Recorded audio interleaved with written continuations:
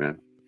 All right, what's poppin', y'all? We back with the Squid Games Aftermath podcast, and I'm your humble host, DeAndre, player 288. And along with me today, we have a special guest, player 434, JOE SAMMARCO, in the building. What's poppin', Joe? What's up, guys? How's everybody doing today? I'm chilling, DeAndre. How you been?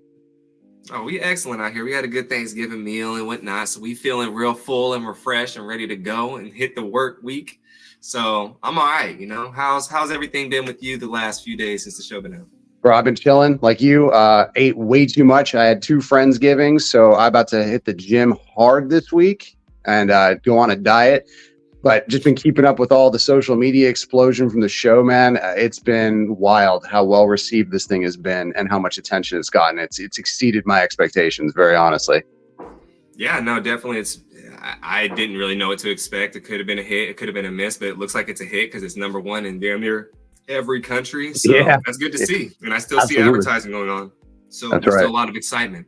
So before we get into the nitty gritty, the tea that people want to sip on, can you tell us why did you decide to apply for Squid Games, the challenge? So my story on that's kind of plain. So a good friend of mine, he's kind of like the little brother of our group, right? He's my friend's little brother, but he's young. He doesn't act like it though. He's just kind of there. He's seen the casting call on Twitter the one day last summer, and he goes, "Bro, I'm too young to apply for this, but you should go in. It would be hilarious." And I was like, "All right, bet. Why not? Let me just do this thing."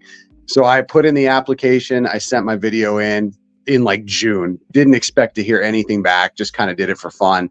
And then in October, I got the call, the knock. "Hey, we love the energy in your video. We want to talk to you some more." And I was like, "All right, shit, let's go." And that's kind of how it started. Okay, nice. Pretty organic, pretty simple. Did you watch Squid Games before you applied? Absolutely. Loved the show.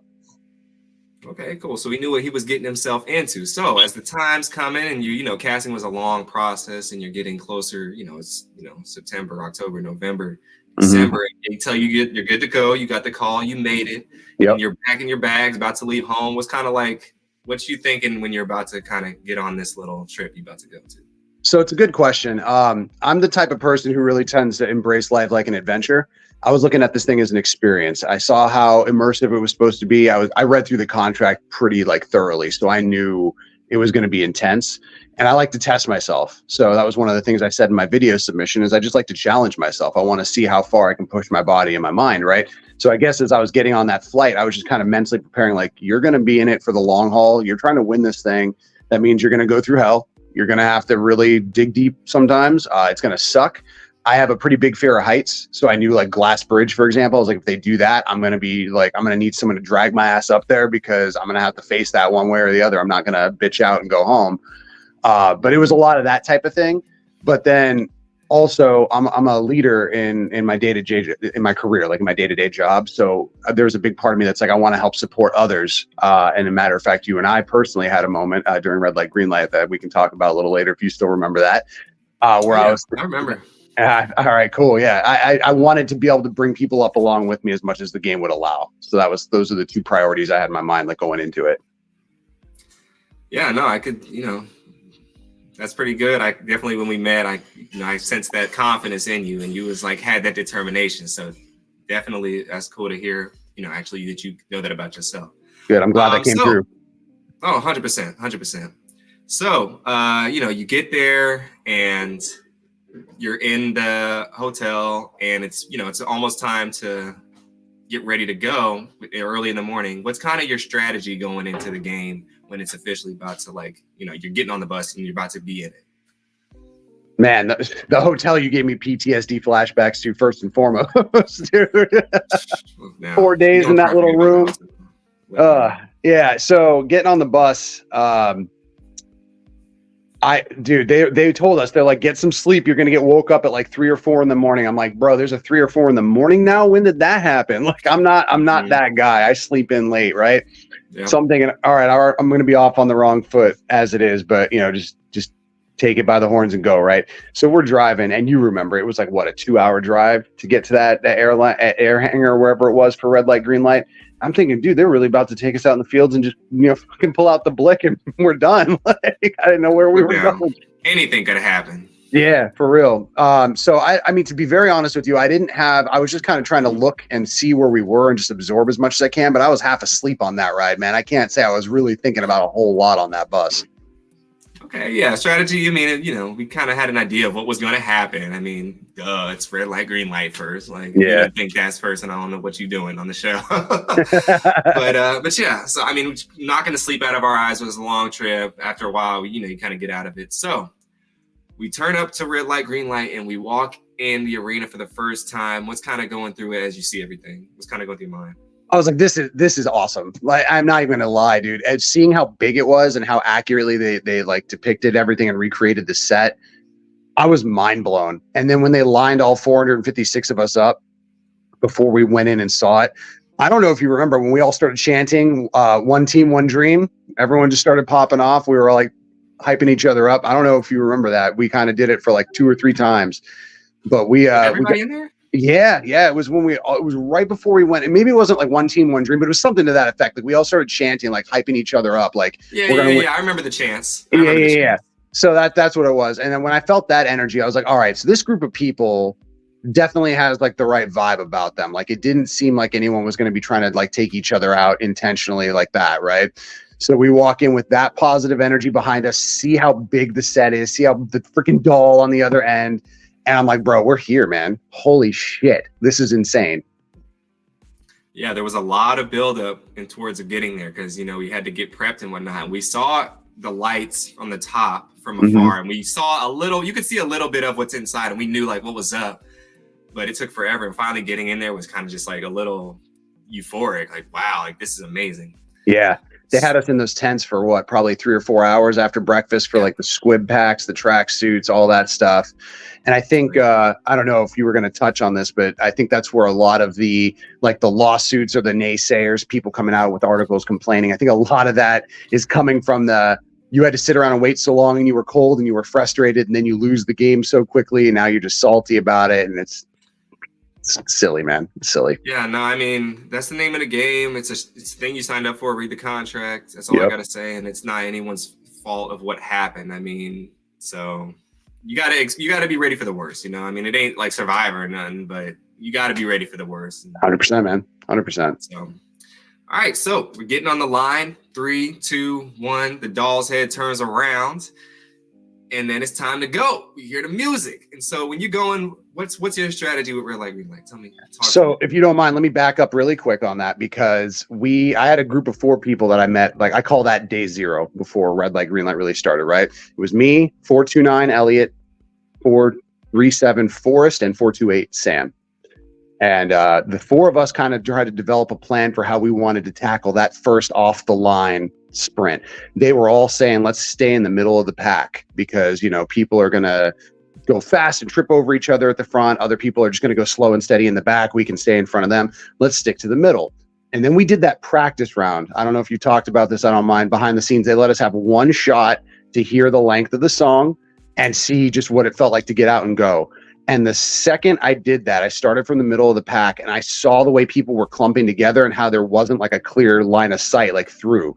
And I went back to my boys. I was like, guys, I think we got to get on the line. I think we got to get out in front first.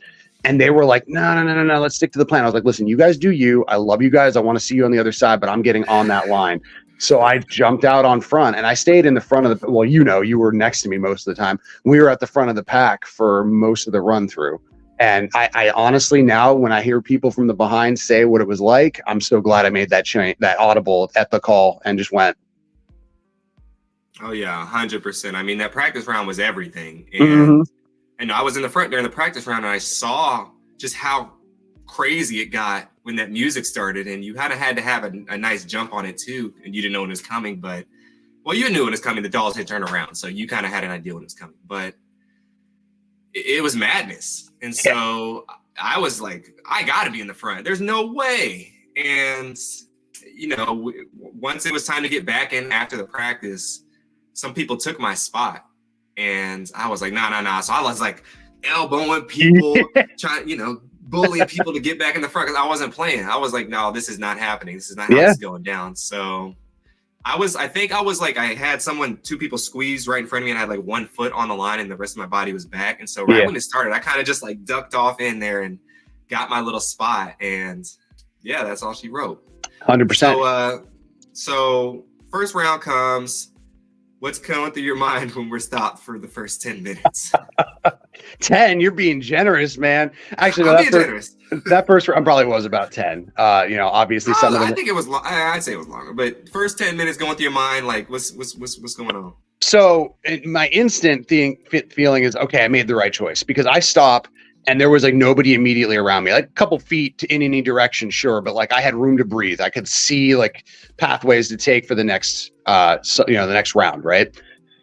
And then I'm sitting there, and my whole plan, because they told us, they did warn us. They didn't say it was going to be nearly as long as it ended up being, but they did warn us that there was going to be some pauses on the stoppages for them to get some shots of us and for them to really measure our data. They were very clear about that. We had our motion sensors in our left shoulder, and they're like, we're going to measure everyone's data fairly, so it's going to take some time. So my plan was to pull up and have my hands in my pockets, stand up straight, and be looking down, right? So that way my neck wouldn't get tired. My arms were kind of like slack. My shoulders were relaxed. So I stopped, and I did it just like that. And I'm just staring at a crack in the ground, right? 5 minutes goes by, 6 minutes goes by, 10 minutes goes by. I'm like, okay, this is comfortable. My feet are starting to hurt. Like I could feel it in my feet and my knees, man. Your neck wasn't hurting? No, my neck was good. Cause like I said, I was looking down. Like I was like, relax your head, let it drop. That's pretty much what I was doing. Now the drawback for that is I couldn't see when the clock came back on. So, that was like the indicator that we were about to start up again, as the clock would pop up. And then a couple seconds later, the doll would start singing. I had to like peek over the top of my glasses like that, to like kind of see it if I was lucky. So that kind of bit me a little bit. But no, I was just sitting there, man, my joints are going to ache. I can already feel I only got, 10% of the way through this thing. I thought I was going to get a lot farther. This is going to be a long haul. And that's where my head was at right then. Did you ever have a fear that you were going to be the first one out? No, I didn't think I was going to be the first one out, very honestly. But as we went through the game, around the 6th or 7th stoppage, I had a moment where like my knees and my feet felt like they were going to give out. And I literally had to mentally psych myself up. I'm like, you're not a little bitch. You are not going to be a day one elimination. Think about all your friends and family who are going to laugh at you and meme on your ass if you get out of here right now. You're not doing it. And like I had to really just like get myself amped up to get my head back in the game so my body wouldn't fail me. That definitely happened. Yeah, no, I definitely feel you, man. It was cold in there. I wish they kind of had a thermostat and they did maybe like a time lapse thing where they could show how long it took and then the temperature, because it wasn't a walk in the park in Teletubbies, the sun was not shining. It was very dreary and dark. And so I remember I think it was like the 4th or 5th, maybe 4th or 5th round, maybe when we got to the halfway point, that's when I kind of saw you, and like a lot of people around us were dropped at that point. And it was actually close to the end, and it was like 2 left. And you were talking me through it. I was like, man, because I was shaking. Yeah. And you were like, just hold on. And I was like, I don't know. And then you're like, you got it. Just 2 more. And you were counting us down like, okay, 3 more, 2 more, 1 more. And I remember on the last one before we crossed, I was like, man, I don't know if we'll make this one, because I'm like, we're almost there, but we still, it's like just far enough where it's like you might get it, might not get it. And I was like, I don't know if I should go. He's like, bro, just go. You're gonna make it. If you don't go this one, you might get out on the next one. Yeah. I'm like, are you sure? You're like, I'm 100% sure. You got it. I was like, all right. And so I just took off when they said go, and we both made it. So you definitely helped me a lot on that one, because if it wasn't for you, I might have just took it carefully and waited another round. Who knows what happened? Yeah, what would happen then? Dude, I'm really glad to hear that I had that impact, and it's funny, I was paying it forward. You told it back exactly as I remembered. It was the 7th stoppage when I first really started talking to you. You were down on the ground, and I could see you were like shaking, you're kind of looking. And I just had that moment I described to you in my own head of like psyching myself up. And that's where some of that energy came from. I saw you and I was like, brother, neither one of us are giving up right now, because I was just in that mindset. But we got to the 9th and final stoppage before you and I cleared. And my buddy Forrest was just ahead of us, and he did the same thing to me. You might have even heard him. He turned around and he was like 5-6 steps away, like easy gonna make it kind of thing. And he looks back and he's like, bro, we got this. And I was like, no, you got this for sure. He's like, no, you got this. Full send that shit. you got this. And then I turn back to you and I turn back to Sam on the other side, and we're all just like, yep, we're going, boys, let's get it.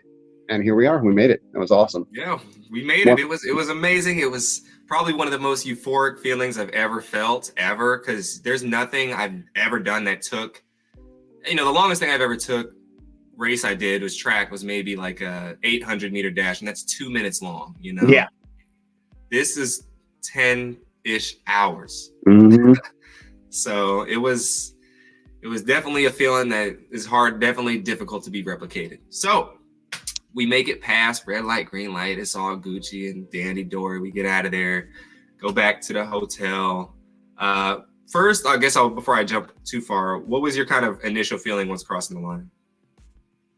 We were all kind of away from the main group in our little wave. Yeah. Like there was that whole crowd off to the other side. So we were all just hugging and chilling. And I was like, thank fucking God.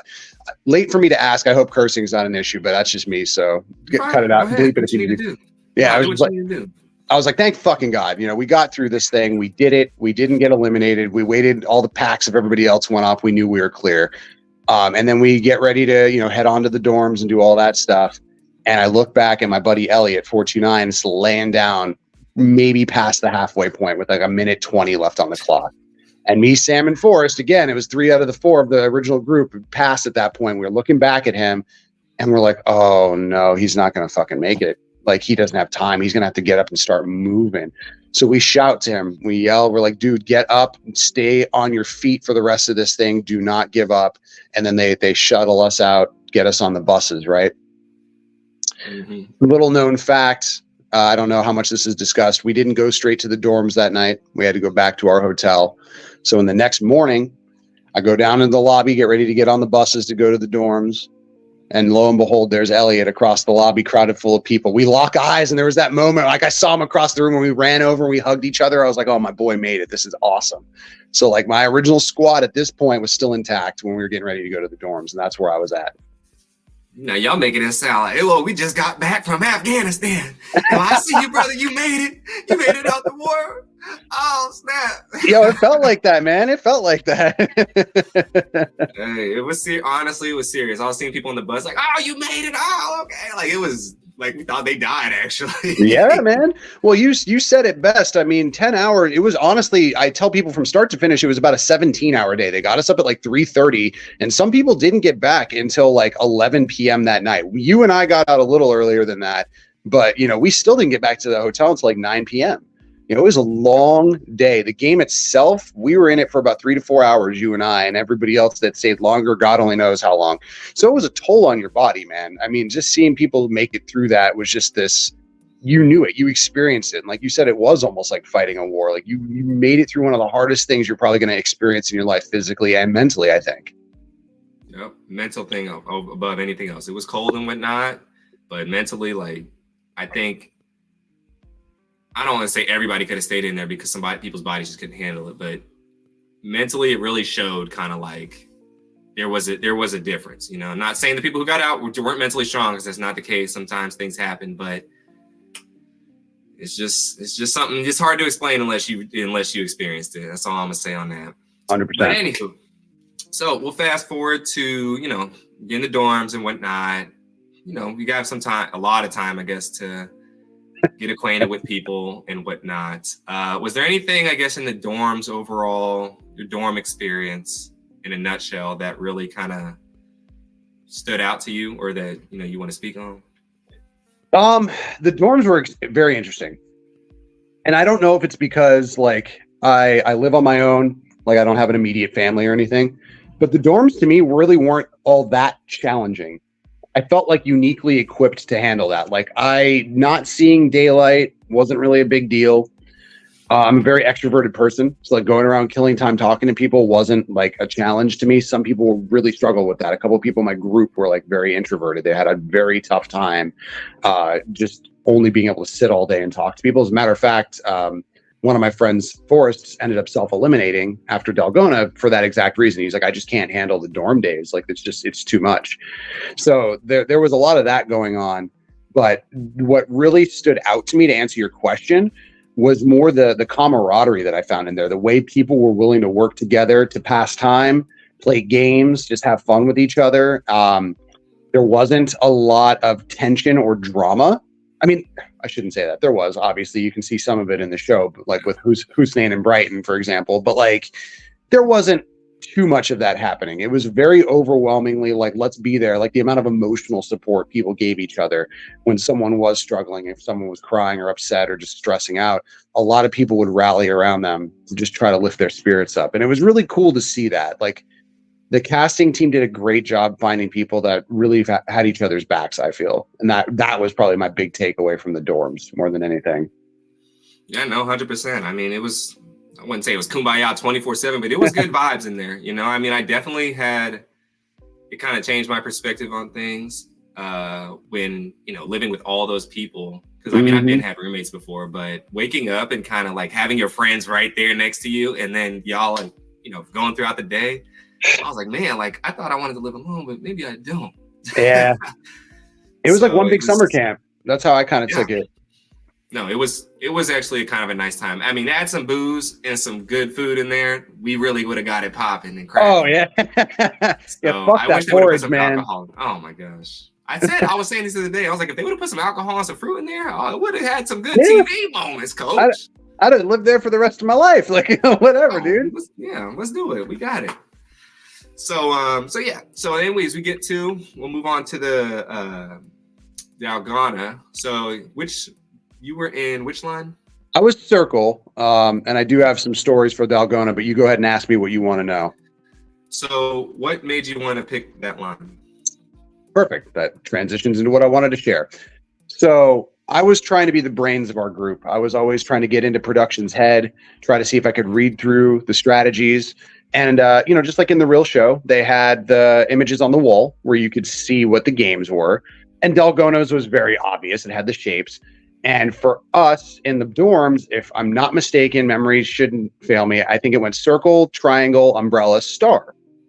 It's a different order than what the TV show had. So I was looking at that. I look up at the player count. I see 196 players. And I tell my group, I'm like, I bet you any money they're going to take us into a room somewhere. They're going to say line up in 4 lines because that would be 49 people per line. And then I think they're going to assign us shapes based on what's on our wall here. I was like, get in the left line. I think it's going to be circle. That's my bet. And if not, in the real TV show, it was triangle on the left. So either way, those are fairly easy shapes. I want to hedge our bets. That's what I think we should do.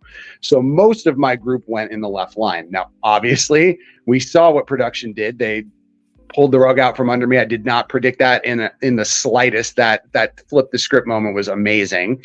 But as luck would have it, Mark put his hand on circle and we ended up being in circle. So that's where I still got my end result. Yeah, I mean, that's exactly what happened. Mark did put his hand on circle, but there was also, it would kind of depended on who was in the front of your line to determine the fate. And let's say, Mark was good up there and he was real nervous, and then he would have picked umbrella. It was kind of anyone's game in a toss-up, essentially, in the grand scheme of things of who got what. But some people, that argument was said like, oh, just go in the line that whichever the shape is, that's so fair. So I'm like, nah. When I was up there, I was like, nah, that is not how we doing it. The first time somebody said that to me, I was like, that's not how we're gonna decide this. Because I could have been in any line. Anybody could have been. If that was the case, they should have just handed us the shapes. It's our decision. So, if somebody coming from umbrella line and then somebody coming from circle line, very two contrasting opinions on things, which is perfectly fine. But yeah, you got circle, the easiest shape on the board. You crushed it. You killed it. You made it. What kind of, when you're in there doing the shape, how was it for you? Well, real quick, I want to point out something that you probably had mentioned to you already, but I think it's so funny. So my friend was watching the show and he goes, bro, I need to know something because they didn't show it. He goes, how did that hole get in the wall? And I was like, my boy DeAndre, I was like, he suggested the foot race, and in the first round, he just ran right through the wall. Everyone was like, some American must have got mad and punched a hole. I was like, no, it wasn't even like that. He just ran into it. Well, footnote, I'm actually going to make a video and touch on this and post it on Instagram later today, but I actually wasn't the one who suggested the race. It was, I forget his number, the one in the one that was in circle line, but he was in my group. I forget his number off the top of my head. But he suggested it, and I was like, all right, down. Like, I'm cool. Like, oh, shit. Okay. Everyone did agree on that. So, and then, yeah, when we ran, I kind of like was going crazy, like full speed, and then boom, boom. But then after we were done and we got eliminated, I was mad and I hit like the same spot. And that caused a little, it caused a little bit more. So I'm guilty as charged. And nah, dude, watching that from the White Room was funny. Like, I mean, and that's good clarity because we couldn't tell who was really saying what. It just sounded like it might have been you. But to go back to your question, I line up in there, and so we're circle. We're the first team to go in, first shape to go record, and they put us into quadrants in the playground area. And my group was first to go, so I was literally in the first round of people to do Dalgona cookie at all. Camera posts up, facing right on me as we're sitting there. They give us the dummy tins, which for those of you who don't know, they brought out empty tins for us at first to kind of practice with it, have it in our hands, just to get some shots of the group holding tins, for whatever. And then they had us take the real cookies. And they said to us very clearly, they're like, listen, you're going to get your cookie. You can open the tin to inspect it, make sure there's no damage. But if you break it for any reason, if you jostle the tin around, whatever, like you're out. And when you clear this thing, when you cut your shape out, you have to get it verified 3 different times by members of the guard team in the room and then production outside the room. If at any point in time you drop it, it breaks, you're done, right? So I'm thinking, okay, this is a big deal. They bring out our real tins, and I'm gutted they didn't show this because I looked like an idiot. I thought for sure this was going to make TV. It was the funniest thing. They bring out the tins with the actual cookie. Like I said, first time around, basic tins, no problem. DeAndre, I'm not shitting you. I could not get this thing open to save my life, bro. I'm twisting it either direction. I'm yanking on it, and I'm afraid. I don't want to like pull on it too hard and break the damn thing. So like after like 30 seconds, my friend Trudy, she's like, Joe, it's okay. Calm down. Just take your time. I'm like, no, I literally can't get this thing open. So I don't know what to do. And I just put my hand up. Like I just raise my hand like we're in school, right? And then one of the guards walks over to me, obviously doesn't say anything, just looks down at me. I'm like, I can't open this. And dude just takes it from me. And I swear to you, effortlessly just pops the lid right off. I'm like, motherfucker, like it's because you had gloves on, damn it. I don't know how that didn't make the cut, dude. I look like such an idiot. So that's how I started my experience with the cookie. Never mind the nerves and everything else. I'm not great. Now I look like an idiot on international television. My man's was sweating up in there. His hands got clammy, his palms got sweaty, knees weak on spaghetti. Exactly. It wasn't in the game plan, coach. You're like, I guess this is the way I'm going out. Yeah, no, for real. It was tough, man. So we got sat. My friend Kat, she had practiced with some cookies like before coming onto the show. She did the Dalgona. So I asked her, I was like, what are some strategies? And she's like, I would suggest not licking it. I'm like, really? She goes, yeah, they kind of get really mushy and hard to work with. It's a little easier to break them if you lick on them. I would say just etch naturally. So I said, okay. I was sitting with my back to the timer. She was sitting in front of me. I etched one lap around this circle and she goes, there's 7 minutes left. I'm like, motherfucker, how has it already been 3 minutes on this thing? I've only gone around once. So I start speeding it up. And I'm like, I gotta do something. So I'm holding the thing. And DeAndre, dude, this is like right up there with the moment in red light, green light I had with you. I'll never forget this. I'm scratching around and I press a little hard and I feel snap. And my thumb's like over this shape. And I'm like, so I move my hand and like half the outer side of the circle just pulls away from it. And I'm like, heart sank into my stomach, dude. I was so scared. So at that point, it was easy for me to just etch the outside rest of it off and I was good. But you'll see in the show, me and my buddy Elliot finished at the same time, and he shot up to his knees and he's holding it in his hand and he's shaking like a leaf, just staring at it because he's in shock. And that's why I was like, dude, it's okay. We got past the hard part, like relax, because I didn't want him to drop it and break it and then be out because of something stupid like that, So they caught me doing that part, not the stupid thing, but I'll take it, Hey, well, there you go, man. It was nothing for you. Easy peasy, lemon squeezy, So you get past. I ate it too, by the way. I don't know about if you heard about that. I was just like, I heard about that. Yeah, people was, it was. Not, they wasn't giving us nothing in there, and you needed every ounce of calories and food and sugar you could possibly get. Yeah, so that was the only one. I ain't not the only one, but one of the very few moments. Yep. So You are victorious in the circle. Congratulations. You are, Thank you. You making your way up top like the Jeffersons now. Uh-oh. Dust the dirt off your shoulder like Jay-Z up in here. I see you. So we get out of there and we head back to the dorms, and, you wait till everyone else comes in and whatnot. And so everyone's back in. When everyone comes back in, is that kind of like the number they tell it goes to 118, if I'm correct? Correct. Yeah. Yep. 118. Is that kind of the amount of number that you kind of expected to come back, or was it more people than you expected? So when we got back, again, I was the first one through Dalgona, so I was also the first one back in the dorms. I was at the front of that line, and they had us open the doors, and they're like, go in there, go nuts. We remodeled it. You're going to love it. So I run in. You see me do that as well. I'm like, yo, we in here, like freaking out, whatever. And then we had to sit and wait. And I knew how many people made it through Circle. I think, if I remember correctly, it was 43 out of 47 people cleared Circle.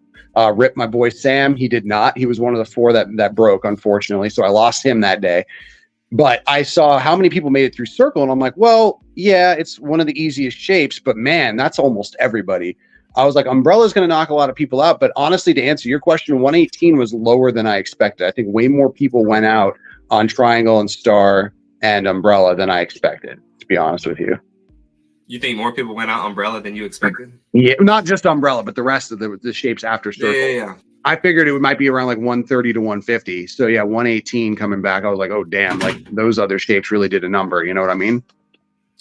Yeah, no, I mean, I talked to some other people with every other shape, and some people were nervous. It wasn't just getting the cookie out; it was your nerves. It was kind of you rushing and other little things that had into it. And I think for that particular quest, if you just took your time, calm, breathe, did the edging, get your stuff out, you would get it. Most people said they were panicking, they rushed, and that's why it happened. So I don't think anyone kind of just messed it up, But anywho, yeah, we make it, or you make it. Yeah, go ahead. I was gonna say the time limit really, to your point, added that sense of that urgency to people, I think, more than anything, because I got out with just under 3 minutes left, and I felt like it's Circle. It's the most basic movement possible. I couldn't imagine Star or Umbrella. Like, I feel like I could run out of time there pretty easy, Yeah, definitely.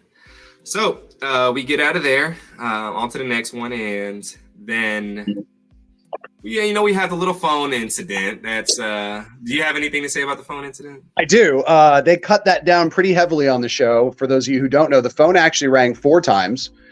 Hussein grabbed it the first and the fourth, as we saw on the actual show. But on the third ring, me, Elliot, and Shelby, who's 438, were standing right next to it. Like, literally, I was within arm's reach of the thing when it went off. And I looked at it, I'm like, ain't no shot. I'm not picking that thing up on the third ring. That's a death sentence, right? My homie Elliot goes over and grabs it. And at this point, Forrest is gone because he quit. Sam lost on Circle. And now Elliot, I'm like, I'm about to lose my whole squad. Like, this is it. We're done. And he picks it up and he's like, oh, hello, you sexy girl, in his like British accent. And he starts pretending like he's making a Chinese food order, right? And they come out with Krispy Kreme donuts for him. And you all saw what happened with Hussein when they were grabbing his fries and his burger and stuff. Me, Lindsay 350, and a bunch of our friends that kind of were like the crew at that point, like put a human shield around Elliot so nobody got to the donuts, right? So Smart. that all got cut out of the final cut of the show. But he gave us all some Krispy Kreme that night. My man, we were on a sugar high all night long. That was one of the goofiest nights in there. We were dumb that night. Dang, I wish I could see that. That was awesome. I mean, yeah, it was interesting that it didn't show all the rings. I mean, it kind of throws a little context out of it because it looks like he just picks it up and then picks it up again, right? Which is incorrect. So I don't know. I mean, I don't know. That's a head scratcher right there for me. For sure. Yeah, they've done some interesting cuts for sure. And I know you have to cut it down to a certain amount of time, and they just determined, I guess this wasn't important enough. But I hope they do something like a behind the scenes or add extra footage after it's all done, because I think a lot of that's gold that they could just capitalize on. Such gold. I mean, Red Light, Green Light could have been a whole 10 series episode in itself. So you ain't lying. I think it would have been cool to see every single elimination in that. Just like, it doesn't have to be long, just real quick, boom, boom, boom, boom, just to see, what it was. But hey, I digress. We must move on. Yep. Well, so then we get the the next day comes and players are getting ready. They're getting ready. Everyone's like talking about tug of war, tug of war, tug of war. You talking about tug of war? Oh, absolutely. Absolutely. I had a gut feeling they might flip the script and do a different game out of order. So I was like, this could go a couple ways. My group of people at that point was about 10 strong. So we had a good start for a tug of war team, if that's what it was. But I was like, it could literally be anything, guys. So let's try to account for all possible scenarios here. Obviously, wouldn't have guessed in a million years what we actually got. You know what I mean? Yeah, exactly. I mean, I saw the ship on the wall, and I was thinking that the bed had something to do with the beds. Like you're gonna, and in the show they had to put the barricades up at the beds. Yep. I thought it had something to do with that. So yep. I was obviously wrong. But I mean, or that could still be in the cards. Who knows? But yeah, that was definitely off. So we get in there. You get in your lines. You kind of said you already had your team ready to go, and you added maybe a couple other people to your list. Mm-hmm. So you walk in the room. They call your team number 8. Team number 8, and you were the last game. We were the third game. Third game played. You're the third game played, and everyone's in there already. When you're waiting, what are you kind of thinking? Like, because tug of war. I mean, those games don't last that long. I mean, I've seen some tug of war games last like maybe 10 minutes, but you're waiting a while. Are you kind of still thinking the same thing while you're waiting for your turn, or what? So it's funny, man. The amount of thoughts, the amount of thoughts that went through my head in that white room for that, what ended up being warships, was insane. So my team, I don't know if you knew Nio. Did you know Nio Kenza 357? Yep. Yeah. So when they told us to line up, Nio had his own little group of like 4 or 5 people that he kind of stayed off the grid with. Me and him locked eyes because he had been sleeping kind of right behind me, and he knew our group. So I kind of like gave him the look, like let's link up. So while we're doing that, he and Hannah both have lived in Japan.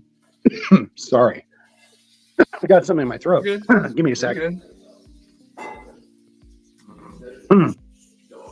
My bad. Anyway, he and Hannah lived in Japan, and they do tug of war a lot at school festivals out there. Now, my group was, I think, 10 women total. It was me, Roland, Elliot, Nio, and it might have been 11 women actually, out of the 15 people on the team. So we were a physically smaller team, but we had a lot of, I like to say, sleeper strength. Roland being parkour, very, very strong. I'm a little bit deceptively strong for my size. And then we had some strategy for tug of war that they brought to the table. We had a chant lined up. We were going to try to pull the other team off balance, like get them thinking we're just light and easy and kind of give them slack and then surprise them type of thing. So we had all this strategy going into it because we knew if it was tug of war, it was an uphill battle for us. That was like the worst case scenario we needed to figure out. Yeah. So I got the team rallied up. I'm trying to keep them hyped up, head in the right place, all that jazz.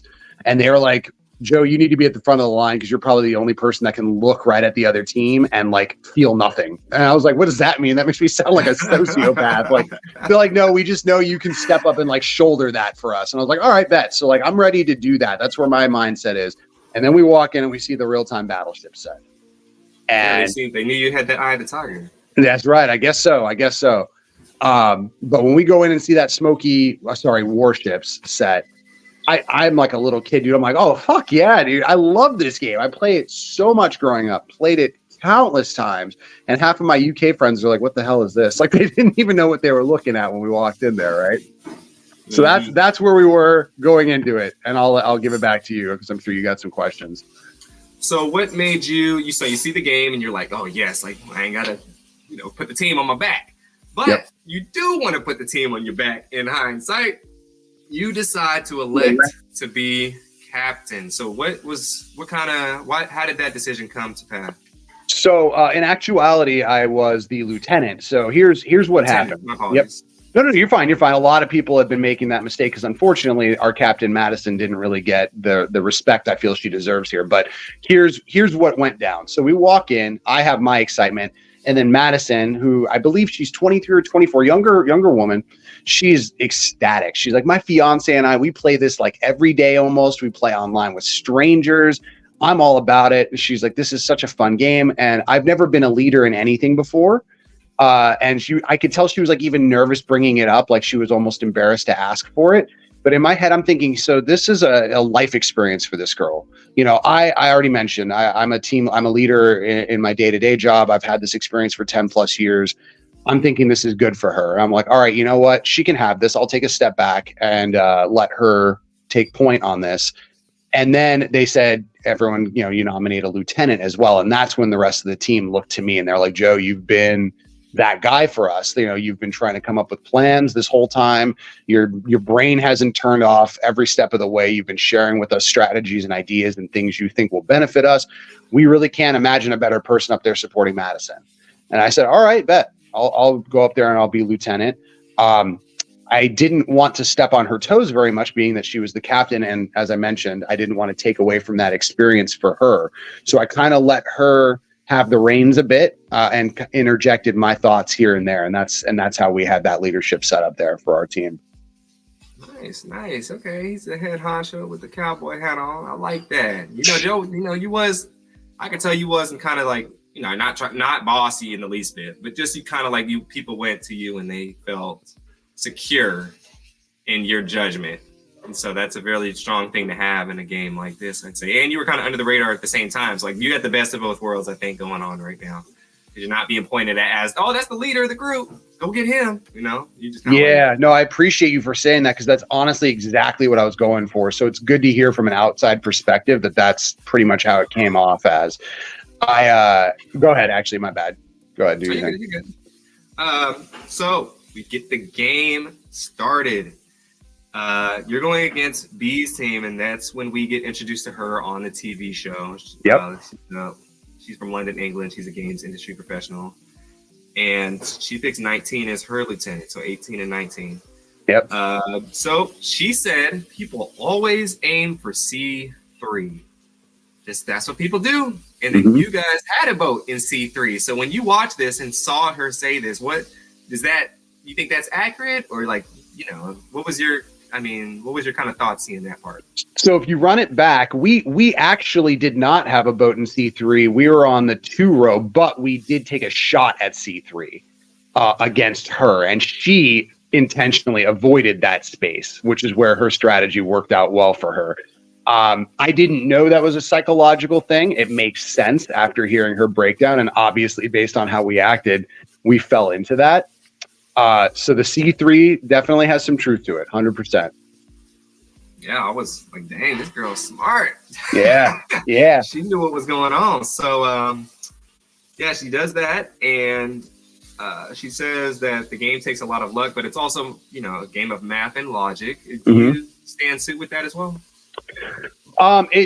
Yes, I would say more than anything, it is luck, because you can have what it is in real Battleship. If I'm looking at you, DeAndre, and we're playing a game of Battleship like the board game, I'm reading your body language. I'm following your eyes. It's a lot more about understanding your opponent. And you can see that with the way they had the set in the show. I didn't even know B was the captain we were playing against until one of the people we eliminated told me that. I didn't even know she was that person until after the fact. So I had no idea how to get into the head of the person we were playing. So it does come a lot more down to luck. Logic plays into it, sure. Spatial reasoning and math, sure. But only after you've found where the boat is. And that initial hit really does come down to luck. You have teams that'll bunch all their ships right in the middle of the map. You have teams that'll do them all around the outside edges. You just don't know unless you're actually familiar with the opponent and their general strategy. So, yeah, I'd say luck's a big part of it. Did you guys have any, there's not, like you said, there's no really strategy, but did you have a plan on, okay, we could put this boat here and that's going to work, and put the boat here, that's going to work, anything? Yeah. So one of the things that is also true of Battleship, and I don't believe B mentioned this in the show, or if she did, it wasn't shown. Most people have a tendency to aim for where they have placed their own boats. So we avoided that. So you can see at one point, and I'll mention this here, the game was a lot closer than the edit made it appear. We were actually only one turn away from winning our game as well. Like, we had sunk their 2 boat. We had gotten 3 hits on one of theirs as well.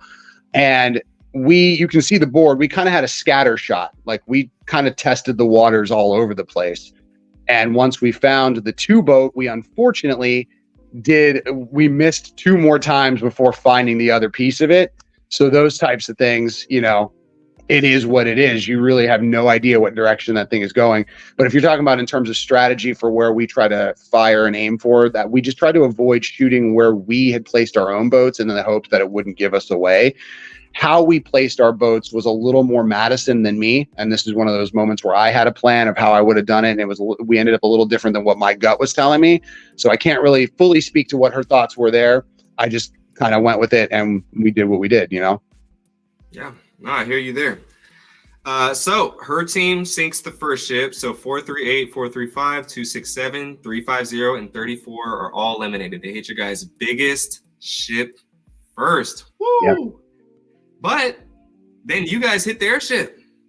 You hit the 3 boat of 362, 226, and No,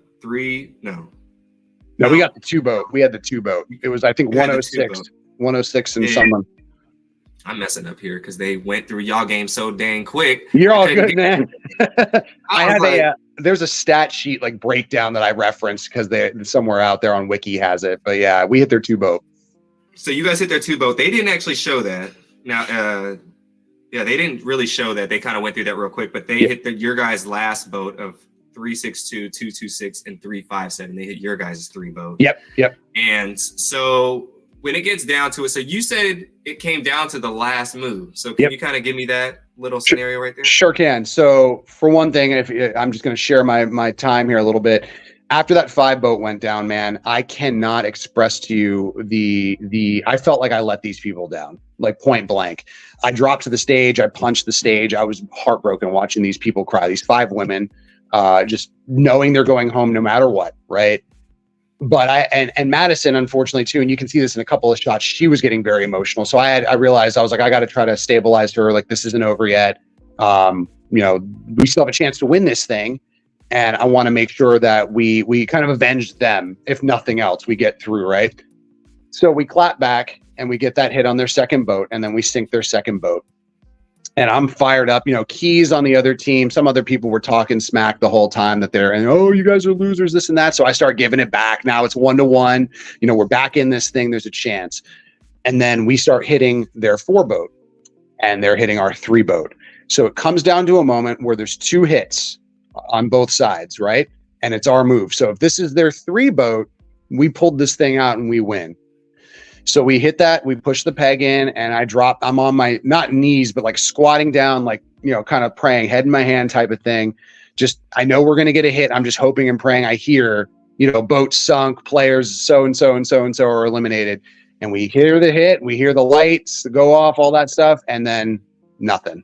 And so I know that's it. I'm standing back up, and there's a great shot of me when they call our elimination out. It was actually before the final hit went off, and I knew what was coming, and I was so disappointed in myself. I felt like I didn't play that as well as I could have, and that ship was now going home, and then of course so was I along with them.